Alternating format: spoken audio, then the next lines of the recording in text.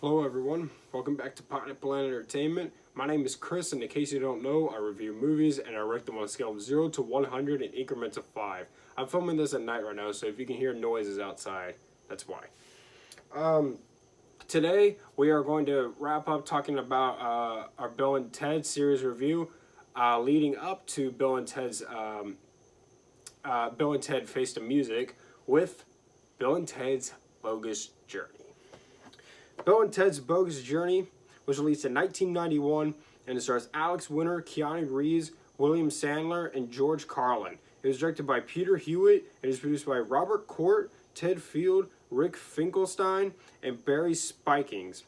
In this movie, Bill and Ted, so in the future, an evil madman, he creates a couple of robots that are very identical to Bill and Ted, and he sends them back to kill Bill and Ted and to wreck them so that they don't shape the future.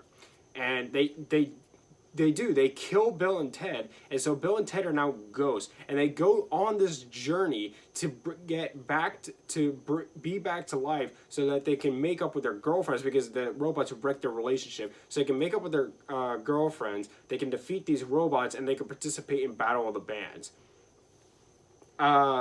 This I like this movie, but it is weird and dark, which is so strange because the first one was. This is a completely different movie from the first one. It reminds me. This movie is sort of like what Indiana Jones and the Temple of Doom is to Indiana Jones and Raiders of the Lost Ark. A lot of people loved Raiders of the Lost Ark, and then when Temple of Doom came out, it was so different. It was so dark, and people were like, "What?" And so that was why Last Crusade was the way it was. That one was supposed to be more of a sequel to Raiders. But yeah, this one is really the Temple of Doom to the Raiders. You know, the first Bill and Ted is like Raiders, and this one's like Temple of Doom. Yeah, Bill and Ted in a dark and weird movie. It's so strange. But let's get into my pros of this movie first. So the chemistry between Alex Winter and Keanu Reeves is still there. They're still great, and they stepped back into these roles perfectly.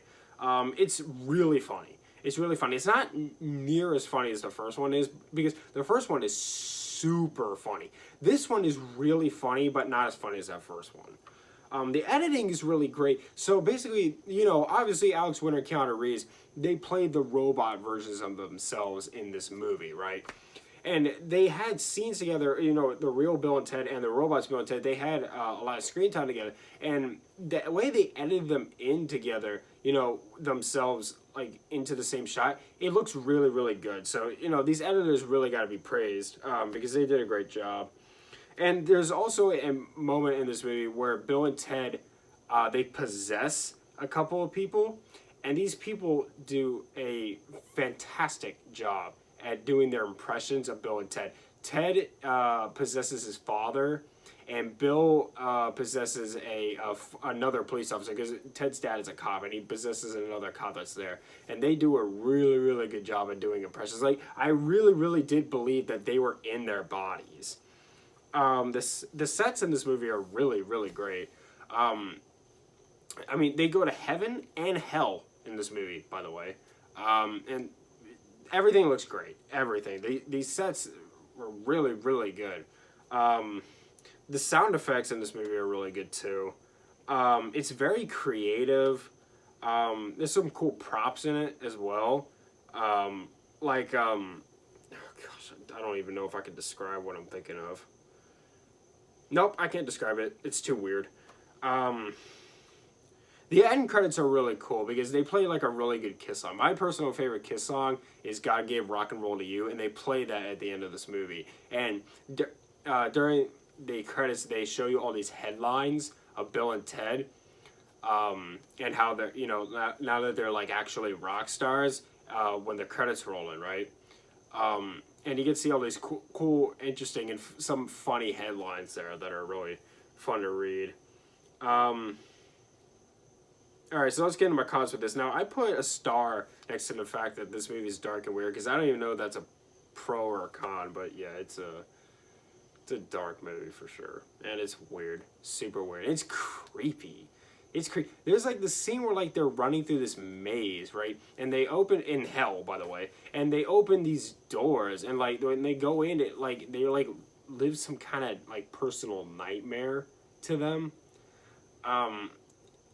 It's so weird. It's so weird. And it's so creepy. But all the while, it's all still funny. But there's some really creepy moments in this film. But let's get into my cons for this movie. Some of the special effects are kind of dated. The villain is... He's a villain. Yeah. Not really that great. Oh, but I would like to point out that he's the same villain as the villain in Lethal Weapon 2, which I think is pretty cool.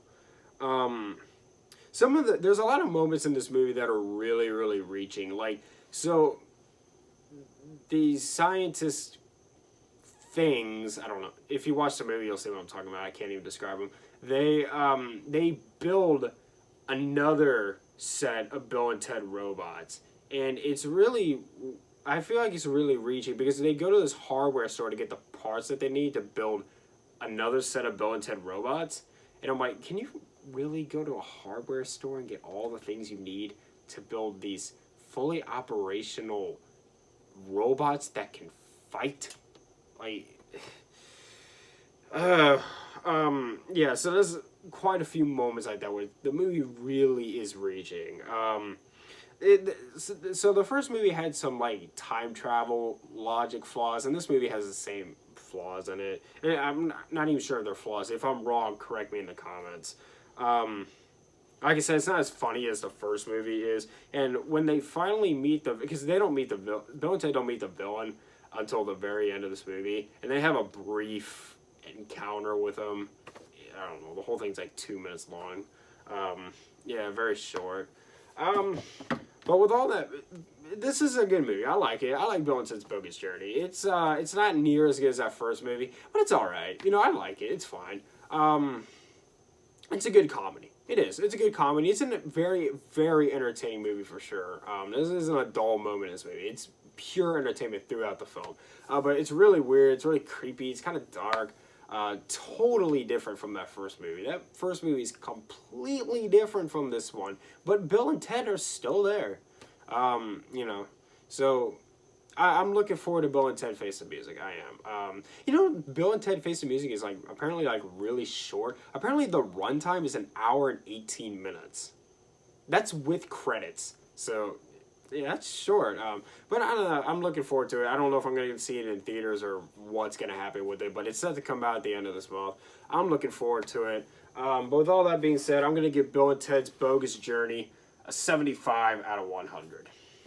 Thank you so much for watching. Subscribe to Potty Planet Entertainment for more and hit the like button. Leave movie review suggestions down in the comments down below. Follow me on Instagram at Potty Planet Entertainment for channel updates. And be excellent to each other. Even though they never said that in this movie. Whatever. Be excellent to each other.